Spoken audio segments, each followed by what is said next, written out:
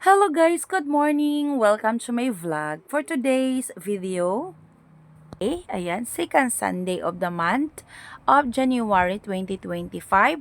May pasok yung bunso ko at first session of the year ng aking asawa sa kanilang barangay. O, diba? Siyempre, maaga tayo mag-prepare, maaga rin tayo magising. Namalansya pa po ako ng alas 5 mahigit. Ayan, kasi may pasok yung anak ko at siya. At maaga rin naman kasi nagigising yung asawa ko, nakapagluto na at nag-breakfast na din sila. Yung anak kong youngest, hinatid niya na sa school.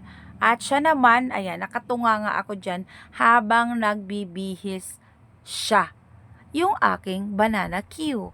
So, syempre, nakatingin ako sa kanya guys. Ang gwapo ng asawa ko kapag nakaganyan.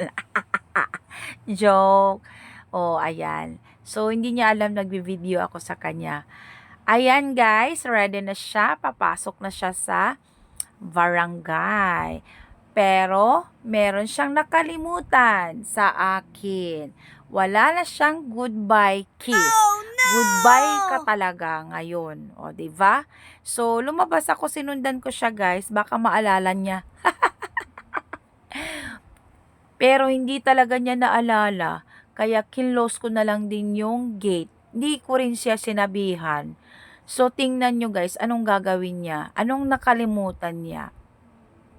Nakalimutan niya ang cellphone, kaya binalikan niya.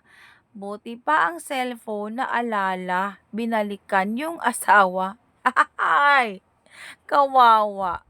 Hindi talaga naalala. O sige na nga, sige na, sige na. Alis ka na lang, huwag ka nang bumalik. Joke. Ingat pa. Bye-bye.